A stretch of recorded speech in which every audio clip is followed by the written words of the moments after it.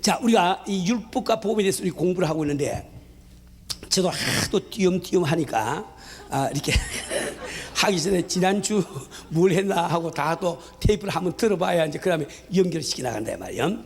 우리가 지금 오늘까지 공부한 것을 다 우리 되풀이해서 요약은 못하지만은, 여하튼 이 성경이 말씀하고 계신 것은 우리 참 죄인은 멸망의 죄이다. 그런데 우리가 죄인으로 태어났기 때문에 어느 사람도 죄인 안 되는 사람이 없는 거죠. 그러니까 이 세상에 태어난 모든 사람들을 기다리고 있는 숙명이 바로 사망입니다. 근데 이 사망이라고 할 때는 두 가지 사망이 있는 거예요.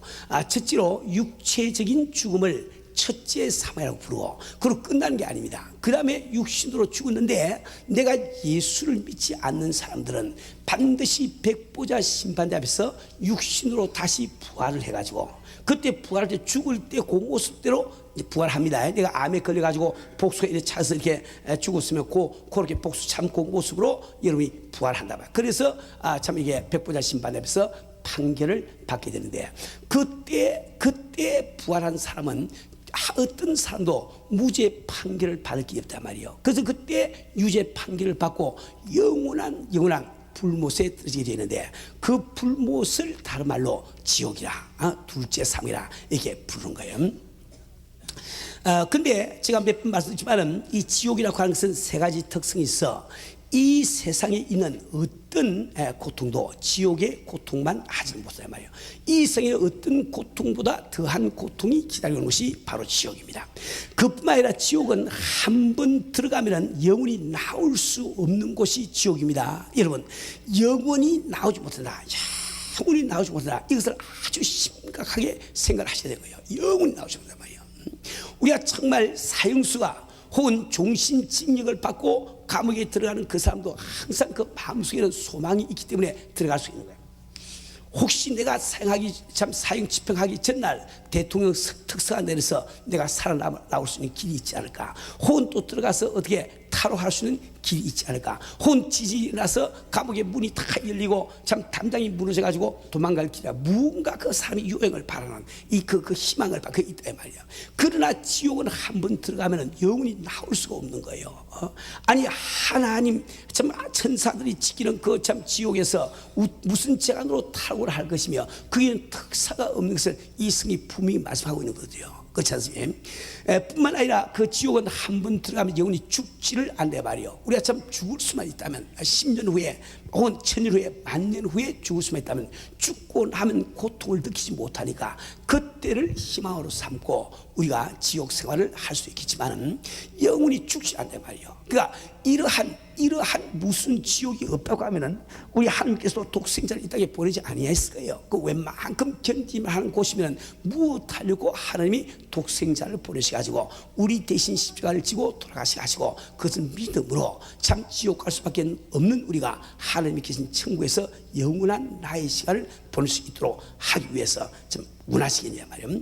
그러니까 그것이 아주 힘들고 참 이게 무슨 곳이기 때문에 우리 하나님께서는 독생자도 아끼지 아니하시고 이 땅에 보내셔서 내가 받을 벌을 대신 받게 하심으로 죄인된 우리가 그 벌을 받지 아니하고 참 영원한 천국에서 주님과 더불어 살게 하기 위해서 참 예수 그리스도를 보내셨단 말이에요. 근데 우리 예수님을 이 땅에 하나님이 보내시고 참 우리를 위해서 구원할 모든 계획을 세우고 계시면은, 우리 인간이 스스로 죄인됨을 깨닫지 않으면 아무리 예수님이 십자가를 지고 돌아가시도 우리에게 소용이 없습니다. 내가 죄인임이 깨닫지 아니하니까 그 예수님으로 말미암은 복음이 내게 그 귀중하게 생각이 안 된단 말이에요. 그래서 하나님께서는 참 예수님을 이 땅에 보내시기 약 한 1500년 전에 모세를 통해서 우리에게 율법을 주신단 말이에요. 율법을. 그러니까 이 율법이라고 하는 것은 우리가 잘 알아야 되는 것이, 이 율법은 지난번에 배울 때 뭐라고 그랬죠? 이 율법이라고 하는 것은 우선 그 율법의 이 목적은 바로 죄의 정죄 혹은 죄를 드러나게 한다, 이렇게 말씀드렸죠. 율법을 그 간추린 것이 십계명입니다. 십계명. 그런데 하나님이 율법을 주신 목적은 우리가 그 율법을 지킴으로 천국에 들어갈 수 있다. 구원을 받을 수 있어서 주신 게 아니다 말이요. 만약에 우리 인간이 하나님이 주신 율법을 완전히 지킬 수가 있으면 천국 들어갈 수 있을까 없을까요? 그거 한번 물어봅시다. 우리 인간이 하나님이 주신 율법을 완전히 지킬 수만 있다면 우리 자신이 천국 들어갈 수 있어요 없어요? 있다 이 말이야. 그렇죠. 왜? 내가 의로우니까. 의로우신 하나님 우리를 사랑하시니까 우리를 다 그분 계신 천국을 다 데려가기를 원하시는데 내가 죄가 없이 의로우니까 능히 갈 수가 있지 않습니까? 근데 우리 인간은 모두 죄인으로 태어났기 때문에 율법을 지킬 능력이 없는 거예요. 그 능력이 없다는 것을 전제로 하시고 여러분이 이렇게 성경을 보시게 되면은 왜 하나님이 율법을 주시냐 그 목적을 아는 거예요. 그러니까 율법을 지킬 능력이 없는 우리 인간들에게 율법을 못 지킨다는 것이 바로 죄거든요. 그렇잖아. 그 죄가 죄되게 하기 위해서 죄를 드러나기 위해서 율법을 주시단 말이에요. 뿐만 아니라 율법이 선언하고 있는 것은 의인은 없나니 하나도 없다. 이 세상에 태어난 모든 사람은 죄인으로 태어났다. 이것을 우리에게 선언하기 위해서 율법을 이렇게 주시단 말이에요. 그래서 지난번에 우리가 참 율법에 대해서 이렇게 말씀드렸어요. 두 가지를 말씀드리는데 첫째로 율법은 죄가 무엇인지 깨닫게 해준다. 그 율법이 있음으로 말미암아 하나님의 기준이 있음으로 말미암아 내가 죄가 무엇인지 그래서 내가 죄인이구나. 내가 참 예수의 보혈이 없으면 나는 영원한 지옥에서 영면할 수밖에 없다. 이걸 깨닫게 해서 그 다음에 예수님의 복음을 들을 때 그 예수를 믿게 만드는 것이 하나님의 작전이에요 말이에요. 자, 그런데 두 번째로 이 율법은 속지 말라고 하는 뜻이다. 이 율법이 사랑이라고 하는 이유가 그거예요. 하나님께서 우리를 사랑하시는 율법을 주신 것은 어떤 도덕 선생이 말이죠 우리를 괴롭히기 위해서 주는 게 아니라 말이요. 하나님은 우리를 사랑하신단 말이요. 그래서 우리 인간은 참 사탄 마귀에게 속아서 하나님 위에도 다른 신이 있을 수 있다고 생각을 하고 우리가 돈도 하나님처럼 생각하고 가정도 하나님처럼 생각하고 참 건강도 하나님처럼 생각하고 우리가 살아가는데 그것은 너희들이 사탄 마귀에게 속고 있는 것이다. 하나님이 바로 우리를 사랑하시기 때문에 우리가 속지 아니하고 정신을 바짝 차려서 진실을 보기를 원하신단 말이에요. 그것이 바로 율법을 주신 목적이란 말입니다. 그러니까 하나님 위에 다른 신을 두지 말라 하는 이 계명은 바로 하나님 위에 다른 신이 있을 수 있다고 너희들은 속고 있는데 속지 말고 정신 차려. 이와 똑같다 말이에요.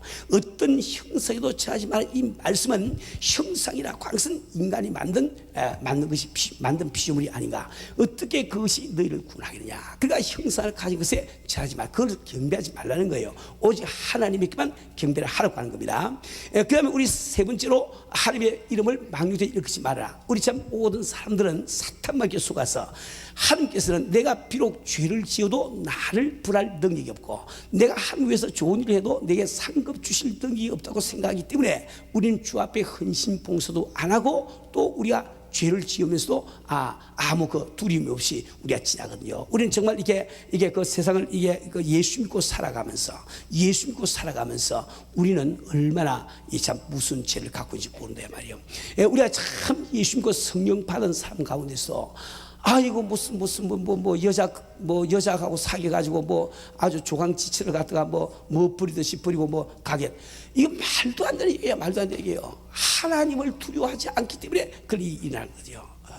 우리가 정말 참 주님을 섬기는 걸 잘 알립니다. 하나님이시기 때문에 반드시 그분은 우리가 잘못을 저지를 때 반드시 그분은 책벌할 능력이 계시고 그리고 우리가 주님을 섬길 때 반드시 내게 상급을 주시는 능력이 있음을 우리가 믿어야 된단 말이에요. 그러니까 하나님께서 우리가 잘 못할 때 책벌을 하시고 우리가 잘할 때 우리에게 보상해 주시는 능력이 없다고 속지 말아라. 이 뜻이 하나님의 이름을 거룩히라 이 말씀이란 말이에요.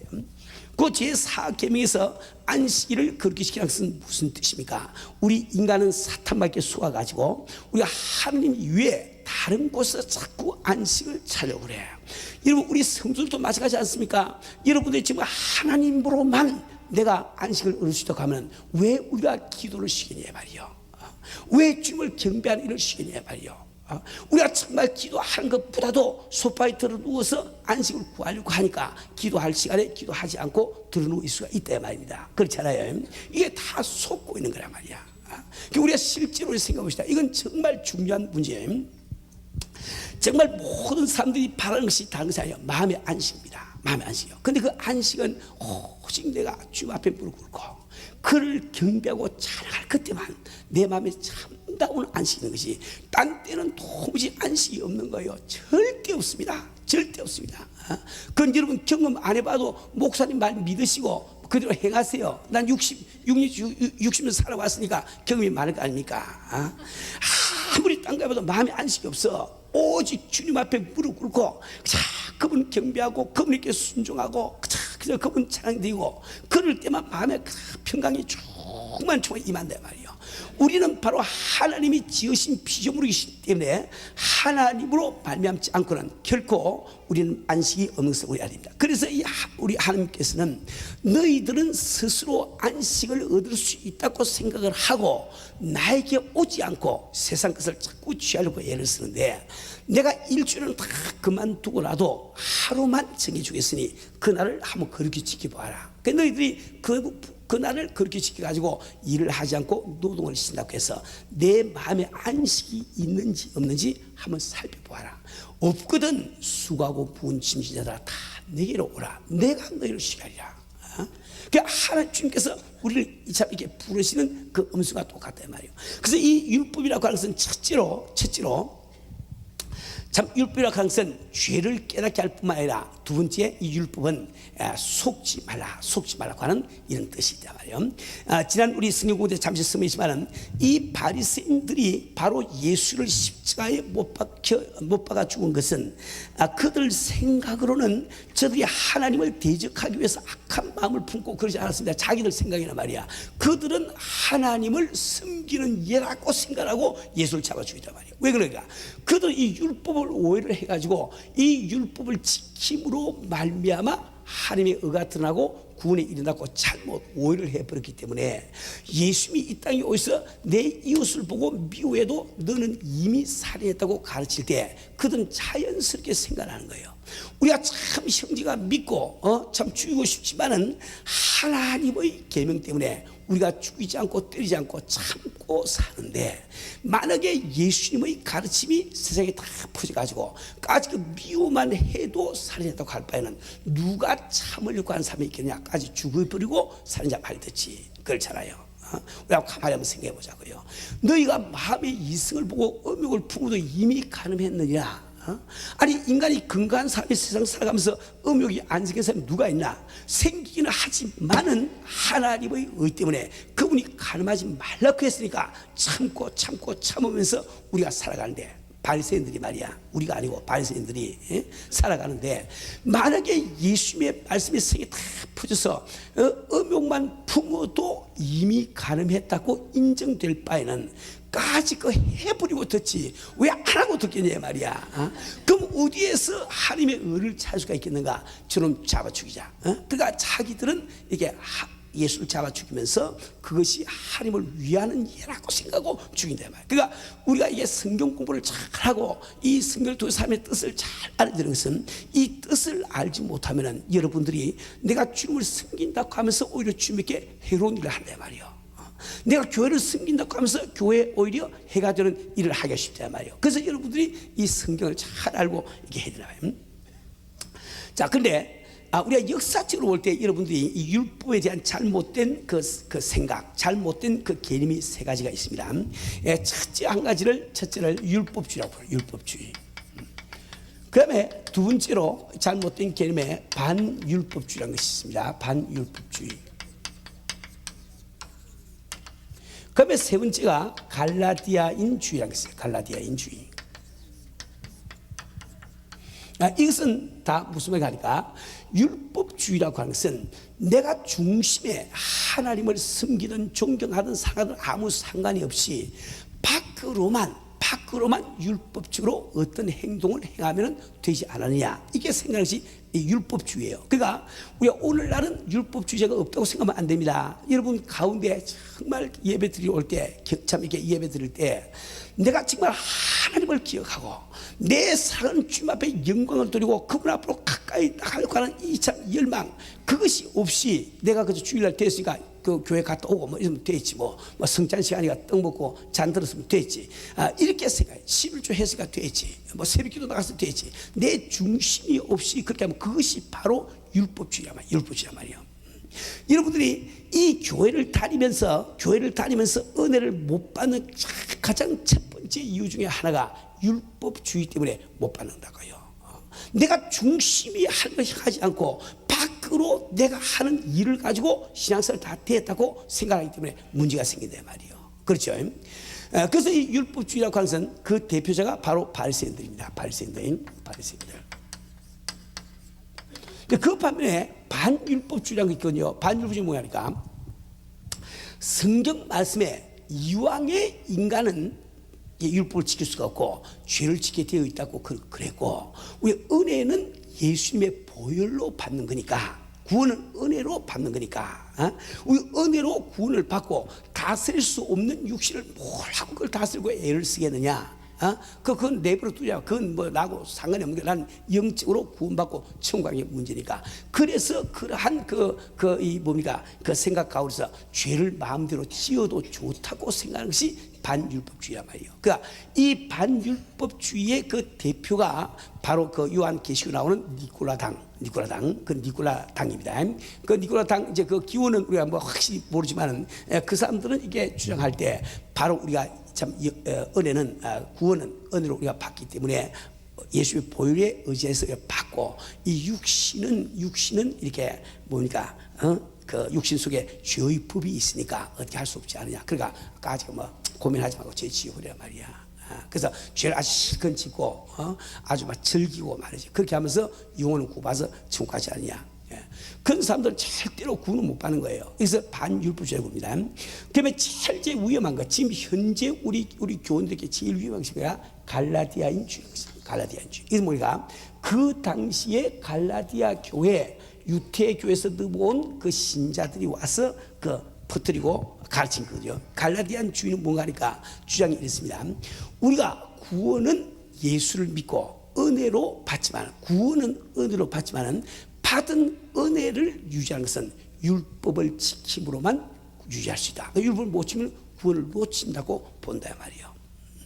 우리 이 LA 이 근처에도 아주 신령하다고 하는 목사님이 이런 가르침을 가르치는 이런 그 교회가 있습니다. 그러니까 그분들은 그 성경 구절을 갖다가 이렇게 단편지로 뽑아가지고 설명하니까 듣는 사람은 야 진짜 그게 보인단 말이야. 그래서 우리 교회에 나오는 집사님 한 가정을 잃어버렸어. 어떻게 그걸 이렇게 그 바로 잡아줄 길이 없더라고요.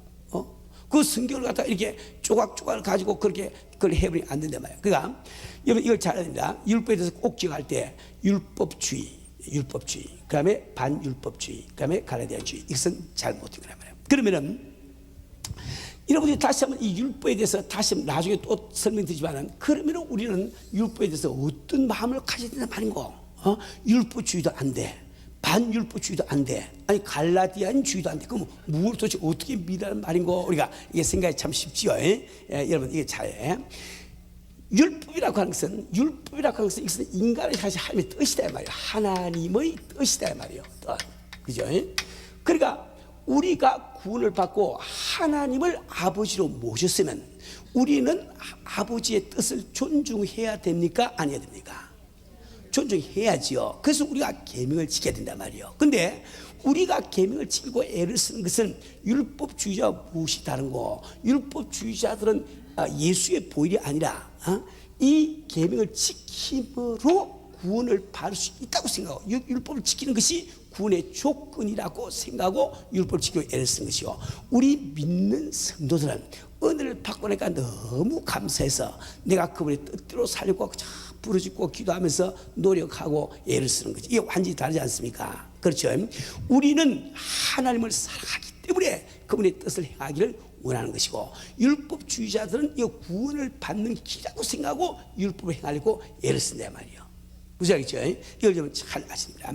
그럼 여기서 우리가 참고로, 그러면은 우리 신약시대 우리 성도들의 행동 규범이 무엇인가?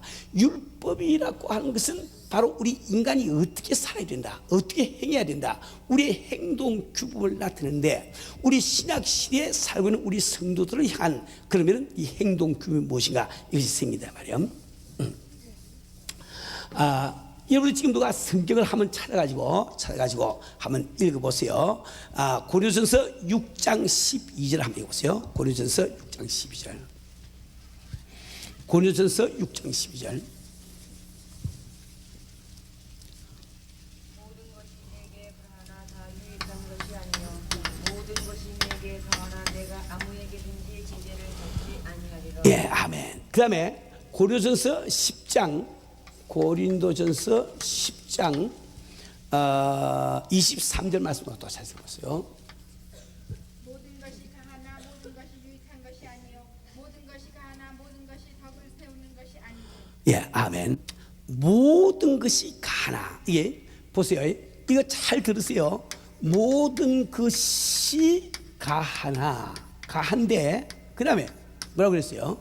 모든 것이 유익한 것이 아니요. 또 그 다음에 뭐라 했어요? 아무에게도 제재를 받지 아니하리라. 받지 아니한다. 그러면 세 번째 뭐라고 했어요? 모든 것이 덕이 되는 것이 아니다. 덕이 세는 것이 아니다. 어디 있죠? 여기 지금 잘 들어보세요.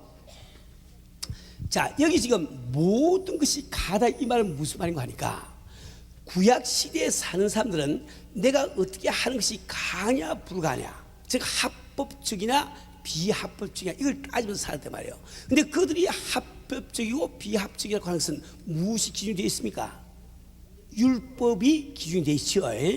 또 우리가 미국에서 우리가 살면서 국가 생활을 하면서 우리가 해야 되는 일이 있고 안 해야 되는 일이 있단 말이에요. 그 기준이 뭡니까? 국가 생활에서 법률이 있잖아. 그렇죠?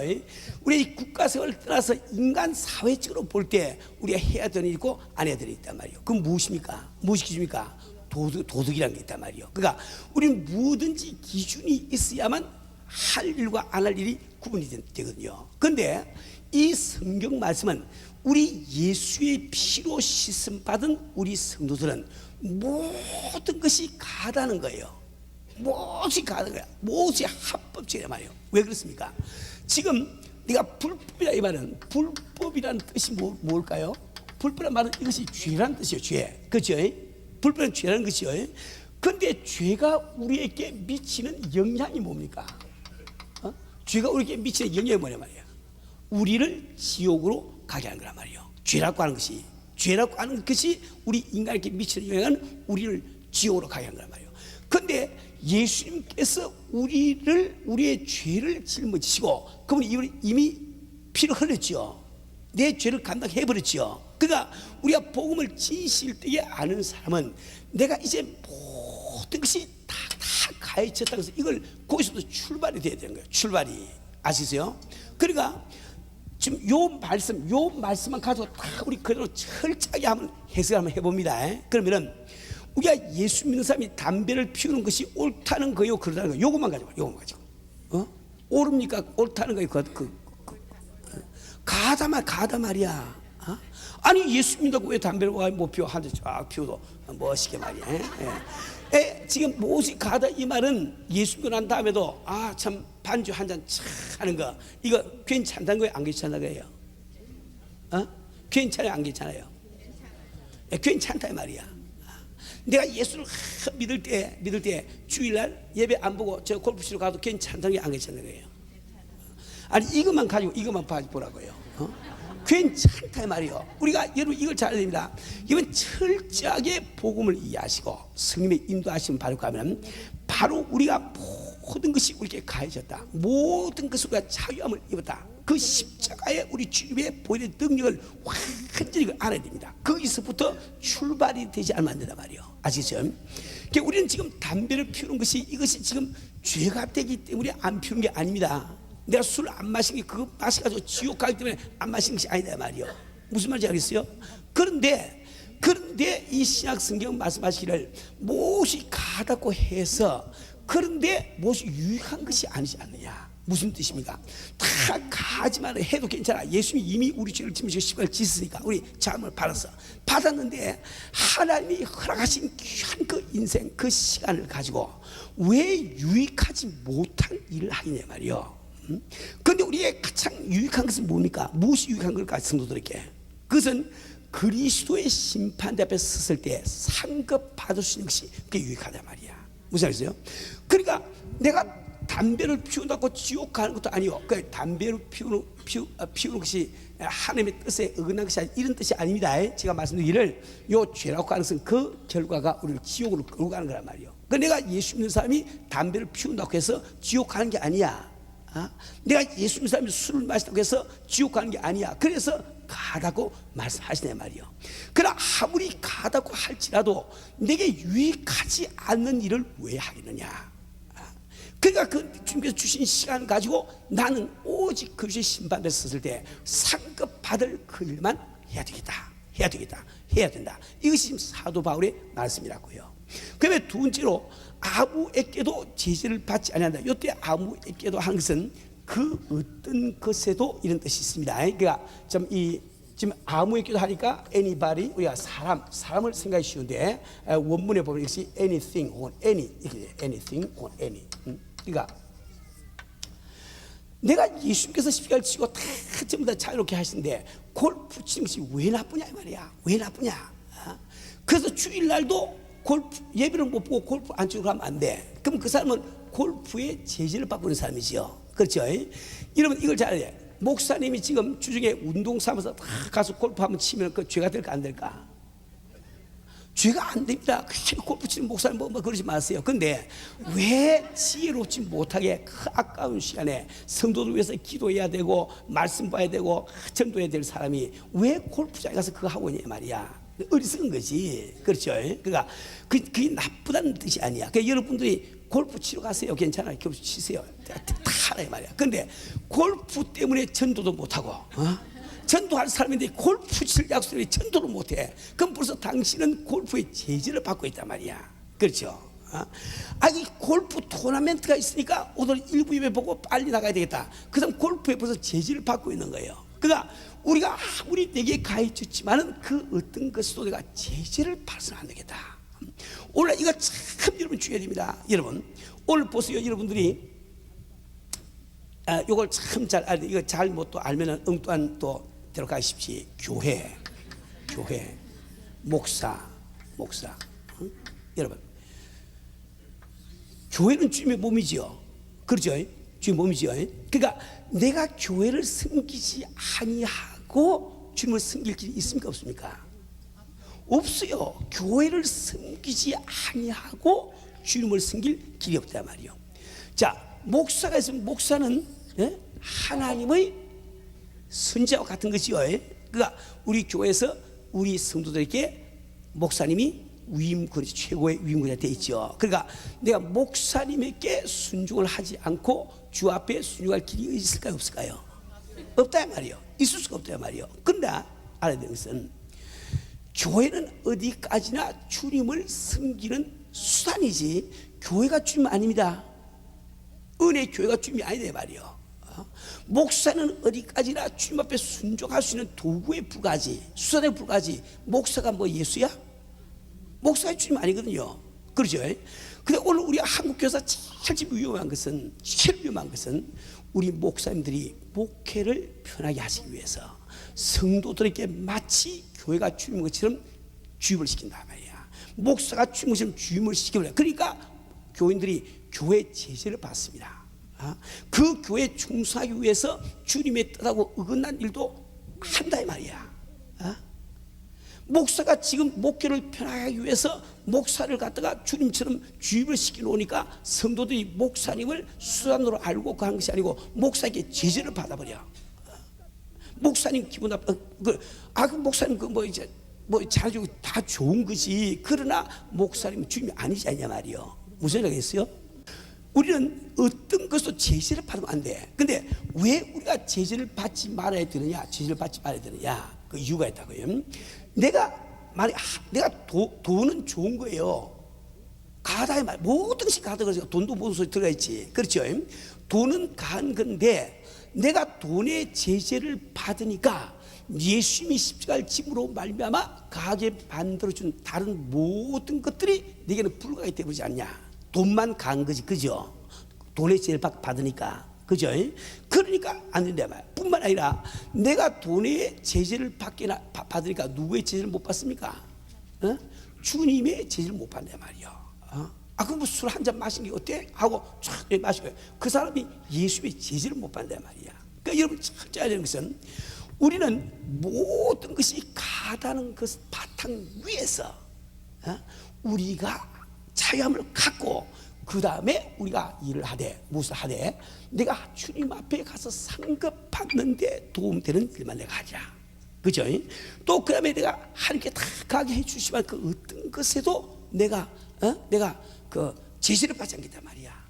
그 지난번에 제가 한번 그런 말씀드렸지만 예를 들어서 그 우리 저 신학교 부총장 오셔가지고 강의할 때 그런 말씀하시더라고요. 자기가 무슨 얍빈지 어디 그 섬이 있어가지고 그 섬에 선교사로 갔는데 그때 보니까 거기 젊은 독일 그 선교사 부부가 와 있었단 말이요. 와 있었는데 이제 이분들은 유럽식으로 나갈 때도 뭐 이렇게 잘 지내고 이러면서 뽀뽀를 하고 가고 이러거든. 만나도 서로 I love you 하고 뽀뽀를 하고 이러거든요. 근데 그 얍비라고 있는 섬에 사는 그 토인들이 상당히 그렇게 좀 보수적인 모양입니다. 이 사람들은 그 남본에서 이 기사하고 이런 것을 갖다가 굉장히 이렇게 그 상습시 못하려고 생각한단 말이에요. 그래서 그 우리 그 부총장 되시는 이 미국 목사님을 찾아와서 교인들이 이야기를 했습니다. 우리 참 이 얍비 섬에 쓰는 남녀가 이렇게 사람 보는 앞에서 키스하고 이러면은 굉장히 안 좋게 생각합니다. 그래서 우리 독일 목사님 부부에게 좀 이렇게 삼가해달라고 좀 이야기를 좀 해달라고 말이야. 그래서 그 목사님이 그 누구나 당연한 이야기니까 그 젊은 독일 그 남자를 불러가지고 이야기를 했답니다. 이 사람들이 이만저만하니 이렇게 그 좀 사람 보는 앞에서 기사한 걸 좀 삼갔으면 좋겠다.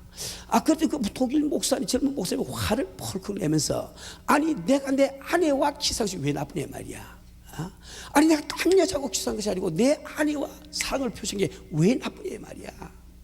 내 아내를 사랑하고 어떻게 하냐 말이야. 이렇게 막 그걸 한다 말이야. 그래서 그 다음에 이제 그 또 부인을 만나가지고 할 수 있는 부인에게 그 이야기 했답니다. 그래서 그 부인은 막 더 화를 내면서 아니 왜 자기들이 남의 권리를 침해하냐 말이야. 이렇게 그걸 하더래 말입니다. 그런 사람들은 선교사의 자격이 없는 거예요. 왜 그러니까 모든 것이 내게 가지만은 남에게 덕이 안 돼서 안 한단 말이에요. 덕이 안 되는 일은 내가 안 한단 말입니다. 그러니까 지금 여러분들이 이걸 잘 알아야 되는 것이 내가 능히 할 수 있는 일도 우리에게는 생명이 가장 귀한 것이요. 우리는 사람을 주를 위해서 사람을 얻기 위해서 있는 거니까 자기 권리를 주장하면 안 됩니다. 내가 이거 하면 왜 집사라고 이거 하면 왜 안 됩니까? 이런 소리 하면 안 돼. 그것이 딴 사람에게 덕이 되지 않아. 딴 사람 실족시키려면 안 해야 그것이 성도의 도리야 말이요. 그렇죠. 그러니까 우리는 여기서 우리 성도들이 자유함과 무엇이 우리를 구속하느냐, 우리의 행동을 갖다가 이걸 잘 알아가지고 우리 신앙생활을 하지 않는단 말이에요. 자, 이제 크게 우리 율법에서 두 번째 넘어가서 그러면은 율법은 무슨 역할을 하나, 무슨 역할, 이 율법의 역할에 대해서 우리가 잘 알고 넘어가야 됩니다.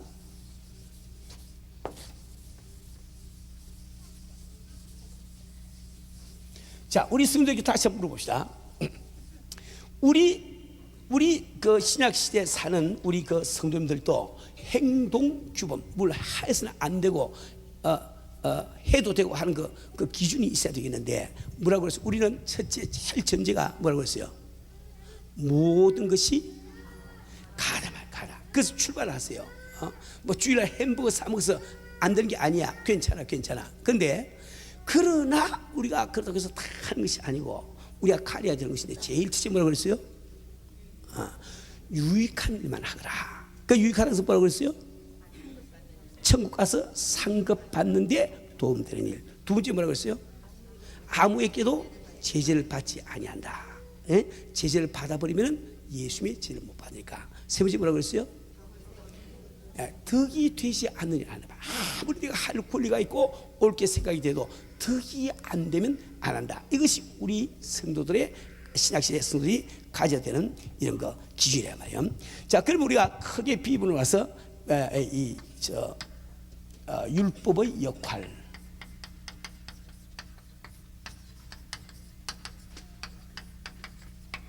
역할에 대해서 한번 공부를 해봅시다. 이 역할을 한마디로 이야기하면 그리스도에게로 인도하는 거야.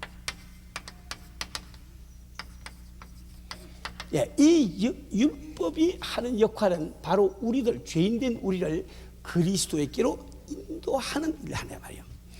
예, 누가 한번 갈라디아서 3장 24절 말씀을 읽어보세요. 갈라디아서 3장 24절 말씀.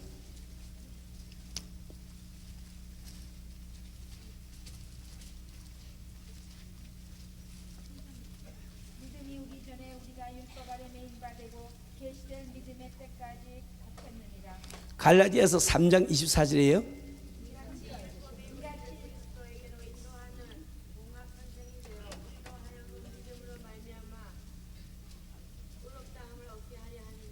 아멘. 예, 이같이 율법이 몽학 선생이 되어 우리로 하여금 믿음으로 말미암아 의롭다함을 얻게 하려 합니다. 여기 몽학 선생은 뜻이 뭘까? 몽학 선생. 여기서 영어 성경에 보면은 tutor 해서 가정교사 이런 뜻인데, 몽학 선생 이 말, 우리나라 이 말 자체는 옛날 서당의 훈장을 이야기하는 훈장. 그렇죠? 우리 아주 어릴 때 시상에 가서 앉아가지고 하늘 전해가 자기도 하늘 전하면서 이게 그 하다가 또 장난치다가 회초리 맞고 막 이러면서 자란 그 어릴 때 기억이 있지. 그것이 마치 꿈속에서 배운 것 같은 희미한 기억이 남아있단 말이에요. 그래서 그것을 우리가 어릴 때 우리를 가르친 그 서당 그 뭡니까 훈장을 몽학 선생이라 몽학 선생이 부르거든요. 근데 내가 어릴 때 나이가 지금 5세, 뭐 6세, 7세, 8세 이렇게 될 때 내가 몽학 선생 밑에 배웠단 말이에요. 근데 이 몽학 선생님은 일생을 날 가르친 사람이 아니지.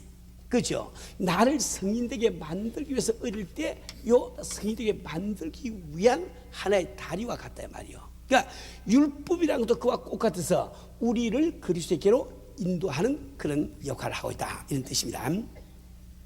자, 이 뜻을 우리가 알기 위해서 이렇게 한번 생각해 봅시다. 우리가 성경에는 시대가 있단 말이에요. 성경 시대를 한번 살펴보자고요. 이게 성경 시대를 크게 나누면은 이렇게 이야기했습니다. 우리 아담 이브 시대, 그다음에 모세 시대, 예, 모세, 그다음에 아브라함, 모세가 아니지, 노아, 예, 노아, 그다음에 아브라함, 그다음에 모세. 그다음에 예수. 이렇게 우리가 큰 시대적으로 볼 때 이렇게 구분할 수 있거든요. 그럼 여기에서 말이죠, 이 아담부터 쭉 이렇게 넘어오면서 할 때, 우리가 성경적으로 볼 때 말이죠, 여기 지금 아담부터 노아 시대까지를 이것을 그 심각 시대를 부르는 심각 시대. 심각 시대 이게 무슨 말이니까 사람들이 여호와의 이름을 부르더라.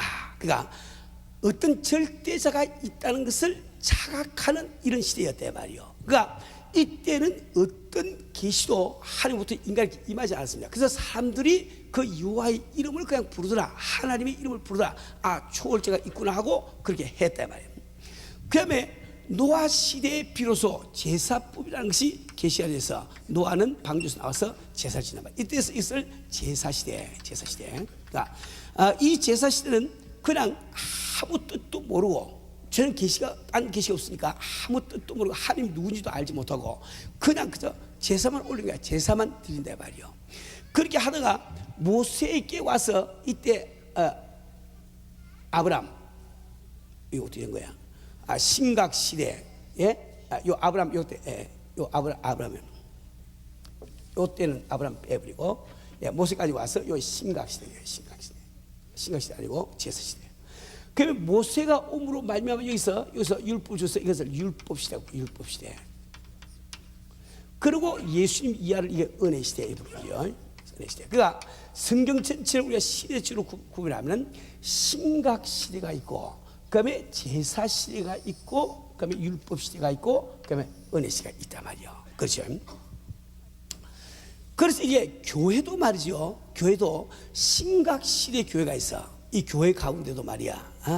그저 하나님을 믿고 나오는데 도대체 하나님이 어떤 하나님이신지, 예수가 어떤 분이 전혀 알지도 못하고 그냥 교회만 생겨서 예배만 드리고 있단 말이에요. 그렇죠? 그다음에 또 제사 시대 교회가 있습니다. 그 참 교회 가보면 막 예배 순서는 뻑적지근하게 잘 돼 있는데 전혀 이렇게 하나님의 뜻을 잘 몰라. 그다음에 율법 시대의 교회가 있습니다. 그 교회는 가면 이렇게 하면 안 됩니다. 저렇게 안 됩니다. 막 그냥 율법 가지고 정죄만 한다 말이요. 그리고 또 은혜 시대 교회가 있거든요.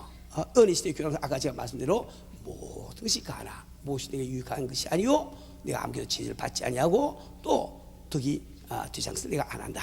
이렇게 그걸 자각 이걸 다 아는 시대 말이에요. 우리 성도들도 마찬가지입니다. 우리가 참 이렇게 교인들이 가만히 보면은 내 지난번에 암대칠 전에 어떤 조금 그 교회를 좀 다니기도 하는 뭐 이런 분을 한번 만나가지고 전도를 하려고 하니까 그분이 그야죠.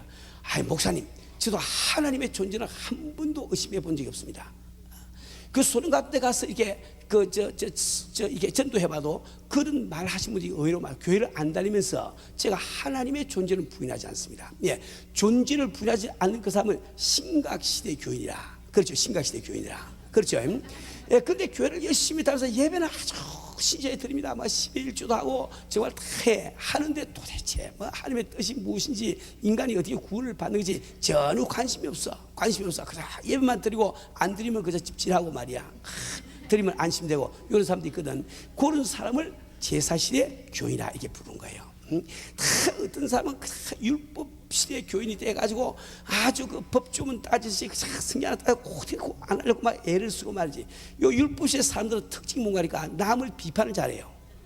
자기가 그렇게 하면서 그렇게 안 하는 사람을 보면 하지 못하면 집사도 못하나 장로도 외치 못하나 제일 그 이야기 나오거든요. 그리고 이제 정말 십자가 보혈로 성령 받고 거듭난 사람, 이 사람이 은혜 시대에 이걸 한다 말이에요. 근데 요 시대들을 지금 다른 각도로 보면은 여기 지금 아담으로부터 요 모세 때까지는 죽음을 숙명으로 알고 사는 시대였습니다. 죽음을 숙명으로 알고 사는 시대. 사람들은 그냥 은혜 죽는 것이다. 그건 어쩔 수 없는 것이다. 죽음을 숙명으로 알고 살았어. 근데 율법 시대에 오니까 율법 뭐라고 그랬죠? 죄가 무엇인지 드러나게 한다고 그랬죠. 그러니까 요때 비로소 사람들은 죽음의 원인이 죄라고 하는 것을 깨달았단 말이에요. 왜 죽는지 그 이유를 깨달았어. 그 깨달았지만은 죽음을 면할 수 있는 방법은 몰랐어요. 그렇죠?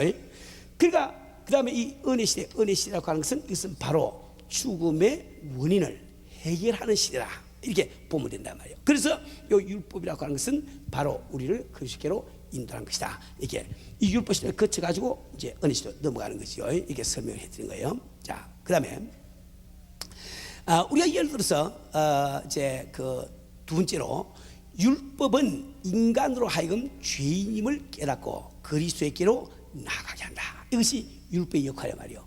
율법이라고 하는 것은 그 율법을 말미암아 인간이 죄인임을 깨닫고 그리스도께 나가게 한다. 예를 들어서 우리 이렇게 한번 생각해보자고요.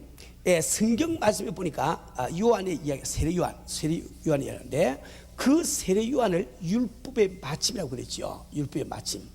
세례 요한이 뭐라고요?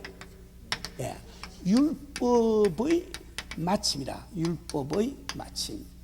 그러니까 율법 시대가 세례 요한으로 말미암아 끝이 딱 나버린 거예요. 그러니까 이 세례 요한은 율법 시대를 아주 대표하는 그런 사람이었단 말이에요.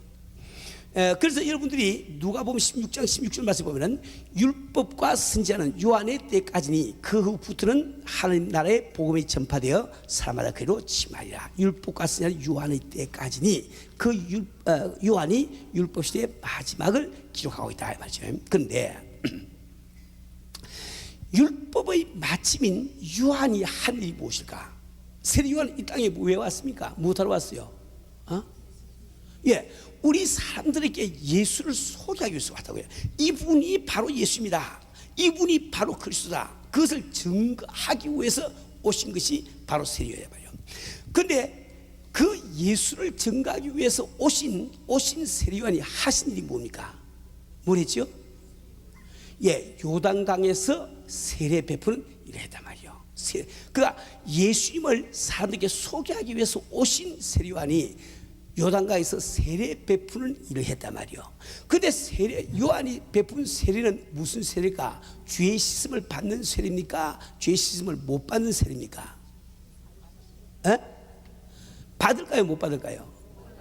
못 받지요. 만약에 받으면은 우리 예수님 십자가 지실 필요가 없잖아. 요단강에 목욕만 하고 나면 되는 거지. 천국 가는 것이 죄가 없었으니까. 그렇죠. 왜 예수의 보혈이 필요하겠어요? 근데 이 세례 요한의 그 뭡니까? 그 세례는 바로 사람들로 하여금 죄인됨을 인정케 하는 이런 거란 말이에요. 세례 말, 그 의식이란 말이에요. 그러니까 내가 세례 요한에 와서 세례 받는 것은 내가 죄가 있습니다. 내가 죄입니다. 이것을 지금 고백을 하는 거란 말이에요.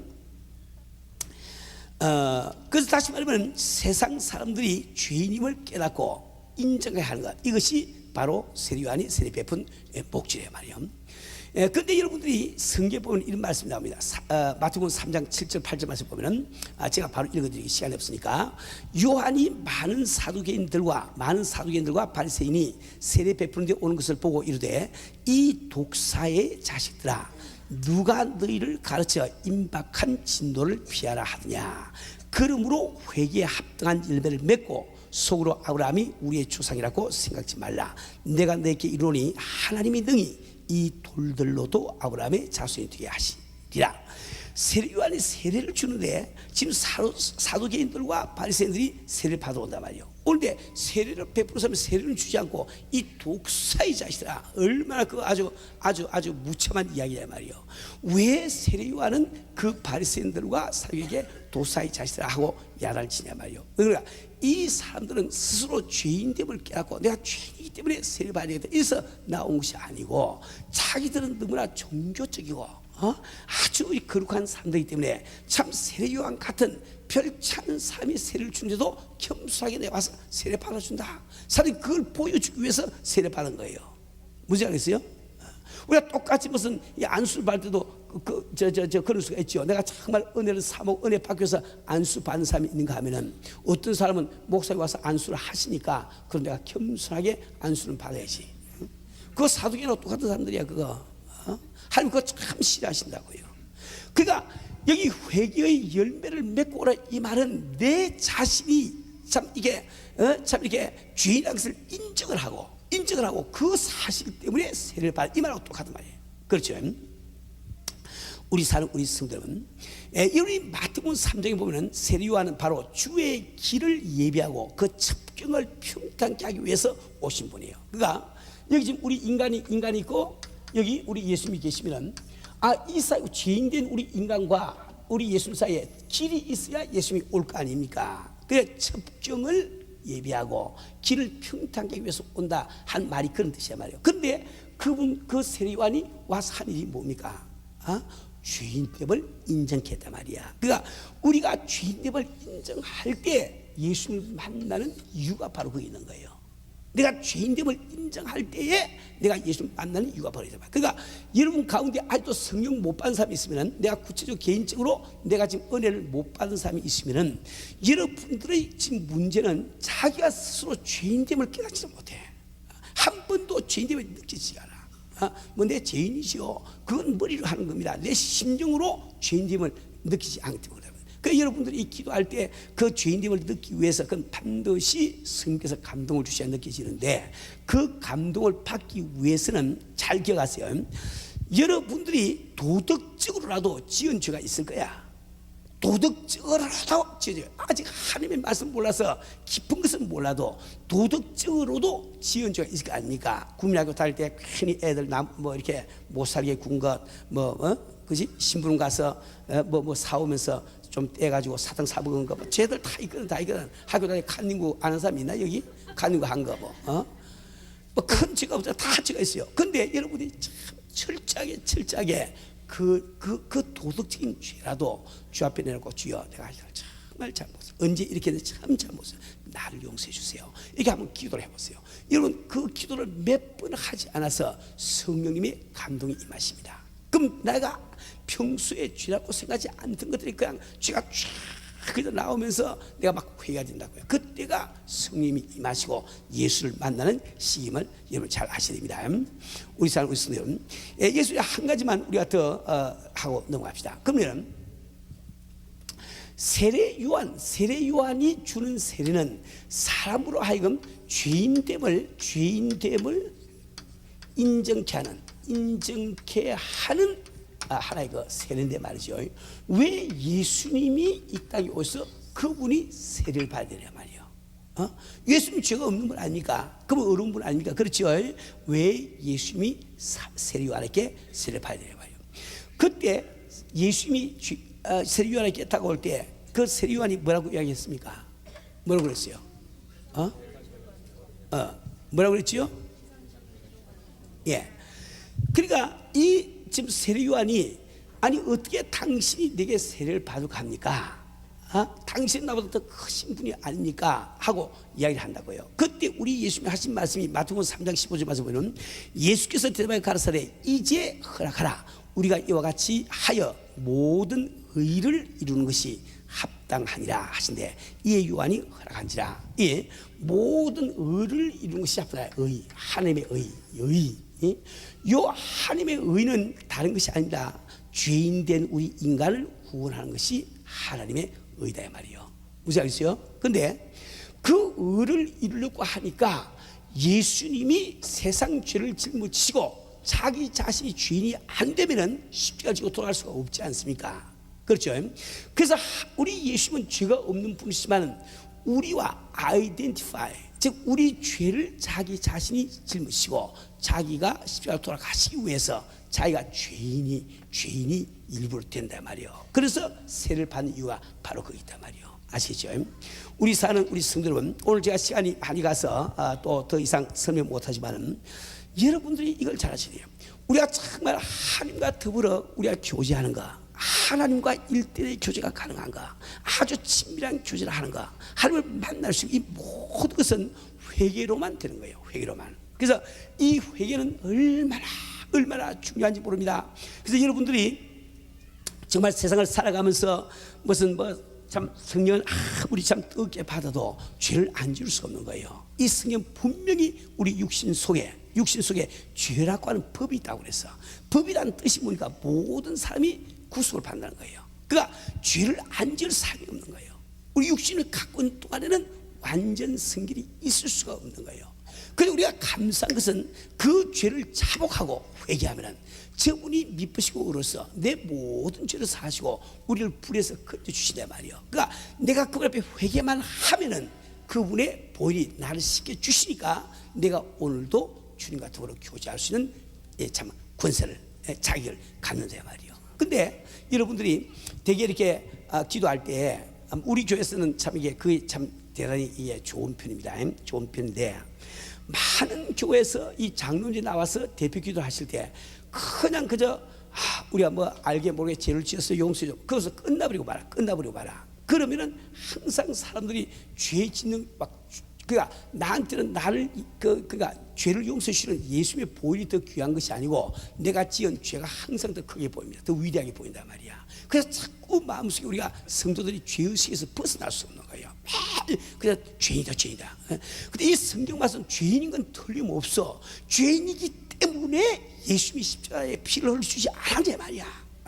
그 보혈을 공로를 힘입고 나는 죄인이지만 하나님 앞에 거룩한 자가 될 수 있지 않냐 말이야. 그래서 내가 아버지를 아버지라고 부르면서 그분 앞에 무엇인지 담대하게 기도할 수 있지 않냐 말이야.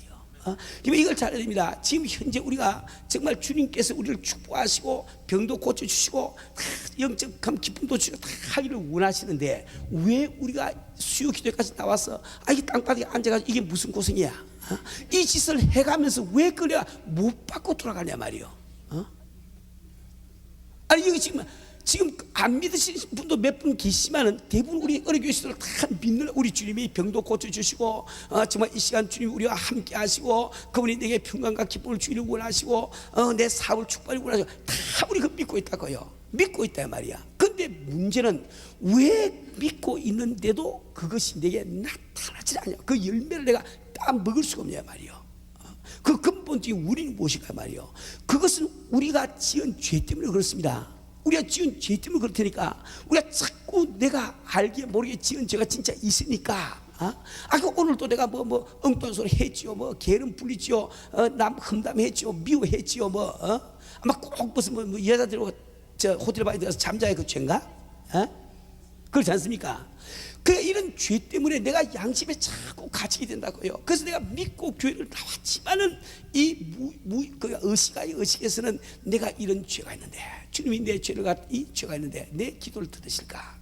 아이고, 딴 사람 기도를 들어도 내 기도는 안 들으시니 자꾸 목이 쉬가면서 기도하면서 마음을 그 생각하고 있어. 그러니까 주님이 응답하시나? 할 수가 없단 말이요. 이거 한 가지, 이걸 참 잘 알아야 됩니다. 우리는 죄를 지어서는 안 되는 거예요. 그건 말고 죄와는 싸워야 돼. 그러나 아무리 내가 죄를 지어도 내 주님의 보혈은 내가 지은 죄보다 훨씬 능력이 많은 거예요.